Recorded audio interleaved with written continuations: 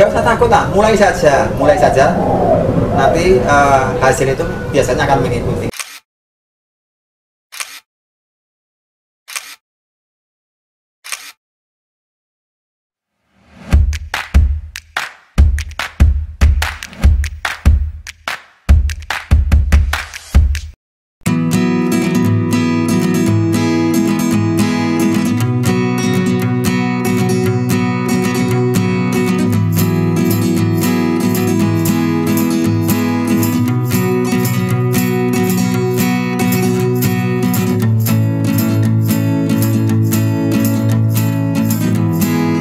Halo, assalamualaikum.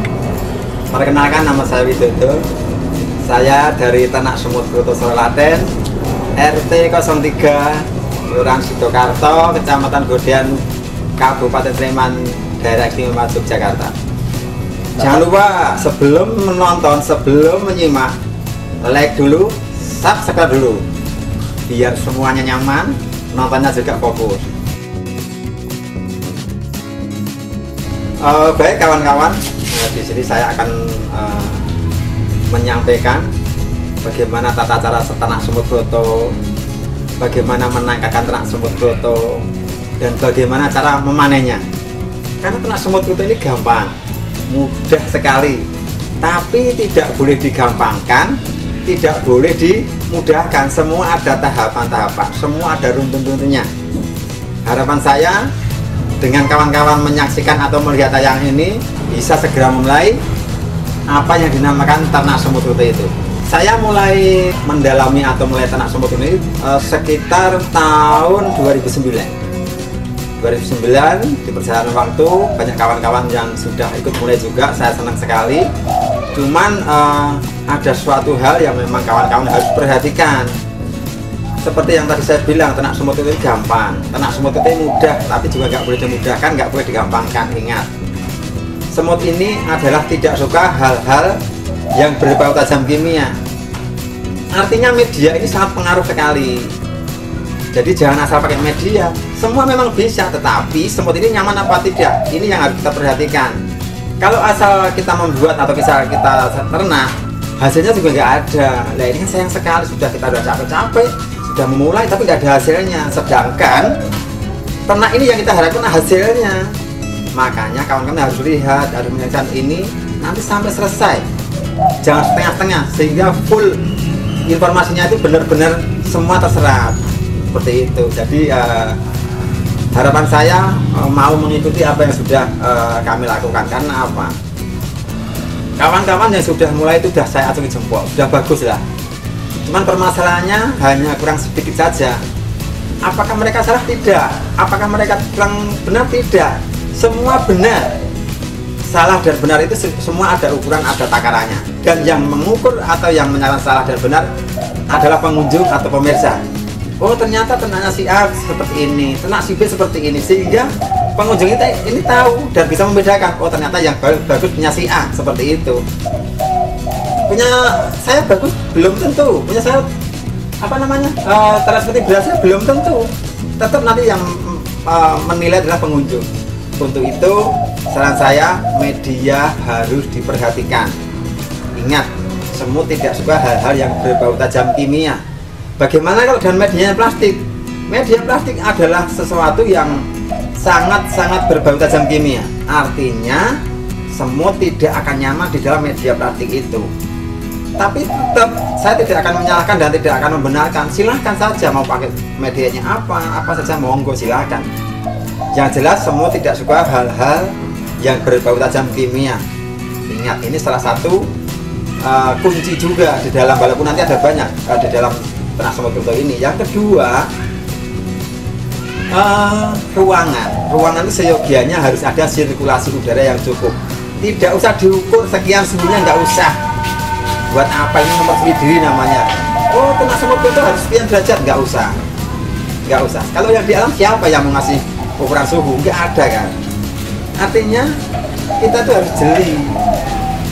Ternak semut broto ini memang sebenarnya bisa dilakukan siapa saja. Cuma memang harus tahu tata caranya. Seperti itu. Yang selanjutnya adalah media sudah, suhu sudah, isolator, hati-hati. Isolator banyak kawan-kawan yang menggunakan air boleh, banyak yang menggunakan oli, silahkan.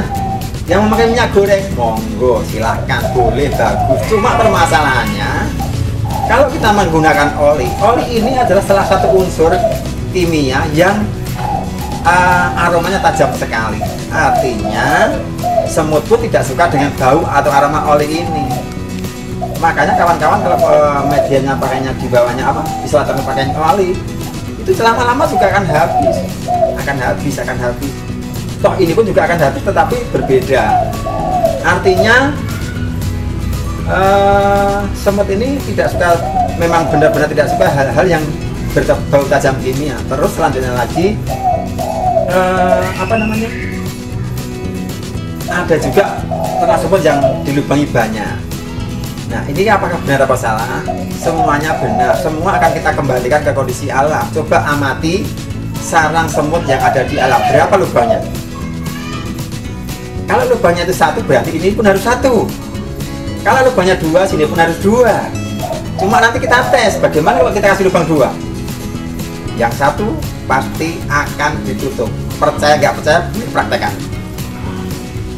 Yang 1 pasti akan ditutup. Artinya lubangnya cukup 1 saja cukup. Bagaimana kalau lubangnya kebesaran? Nggak ada masalah. Kalau ternyata lubangnya kebesaran, semut akan memperkecil sendiri lubangnya seukuran atau senyaman dia.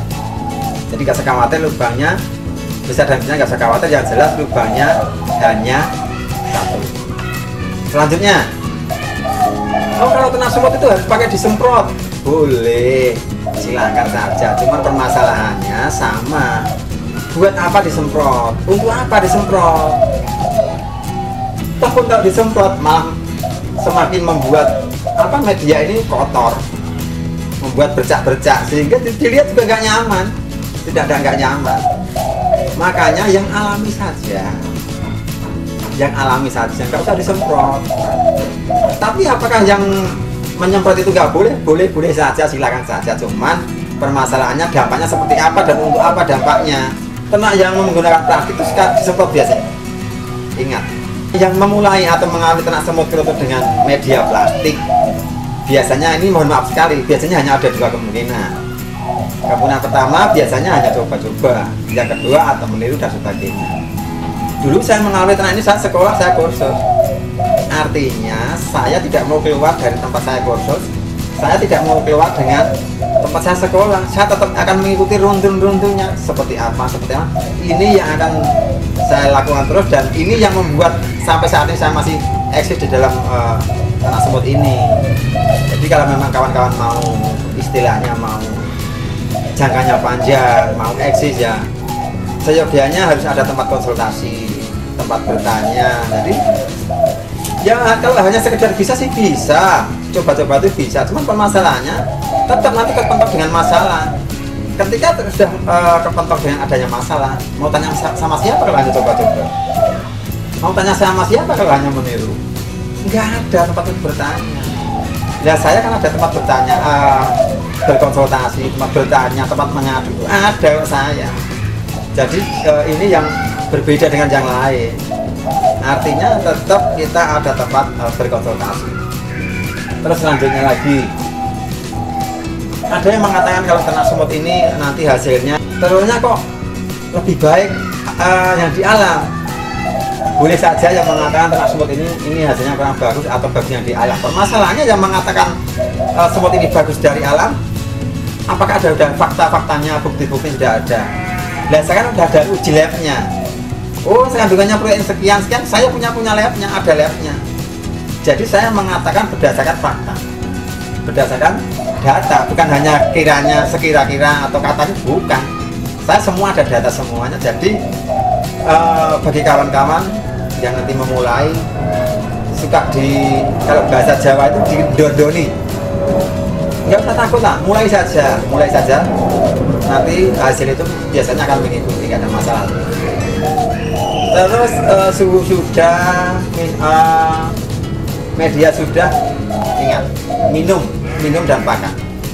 Minum itu tidak usah yang sekiranya membuat kita sulit.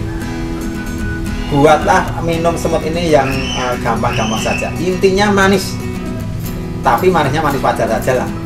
Gunakan gula pasir aja lah, yang gampang larut, itu sudah cukup. Jadi nggak usah tambah vitamin ini, tambah suplemen ini, pokoknya nggak usah pakai.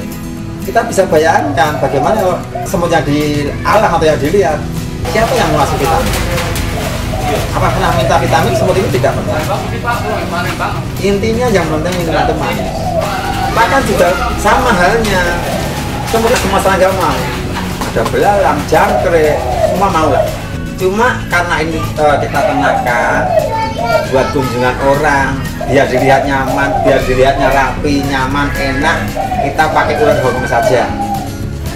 Ini orang lihat akan tertarik. Tapi kalau coba lihat, kalau di sini banyak tulang ikan, orang lihat juga udah nggak tertarik, nggak nyaman. Makanya pakainya ular hongkong saja, ular hongkong itu jauh lebih efisien, dilihatnya enak, orang akan tertarik. Cara panen, nah bibit semut kyoto ini yang dari kita itu kapan bisa kita panen? Jadi sarang ini bisa kita panen 1 hari setelah kita kirim. Artinya sekarang kita kirim, kalaupun hanya untuk makan burung sendiri, besok pagi boleh dipanen karena yang kita kirim sudah jadi. Bukan hanya bentuk semut, bukan, sudah ada telurnya, semua sudah jadi. Apalagi untuk 1 bulan ke depan, 2 minggu ke depan, jauh lebih banyak telurnya. Nah, tata cara ini yang pemirsa harus pahami, harus ketahui, harus pelajari. Seperti inilah, sehingga memang benar-benar ini buat sandaran penghidupan, bukan hanya sekedar hobi, bukan. Ternak saya ini memang saya jadikan sebagai sumber penghasilan saya. Makanya saya nggak mau main-main. Kalau pemirsa nggak mau main-main, saran saya datang ke tempat saya. Google Map-nya adalah semut kyoto godean. Oh iya, ada kawan-kawan yang bertanya juga, berapa sih harganya bibit semut kyoto ini? Nah, harga bibit semut kyoto ini saya tidak mau merubah harga seperti apa yang dulu tempat saya kursus. Saya tetap sama harganya. Hanya saja kalau di tempat kursus harus belinya 6 losen 1 set. 6 losen. Di tempat saya boleh ngecer. Nah, boleh ngecer. Minimal 1 losen. 1 losen harganya 1,2. Dapat CD dan dapat buku panduan. Di sana juga sama, cuma nggak dapat buku panduan, nggak dapat CD karena dia nggak punya CD. Yang punya CD adalah kita. Ya, kenapa kita punya CD? Karena yang mengeluarkan CD adalah TVRI. Ya, saya juga terima kasih kepada TVRI yang sudah mengeluarkan CD-nya ini dari semut kyoto godean. Terus, apakah bisa dihubungi lewat telepon? Bisa, WA bisa. Berapa nomornya?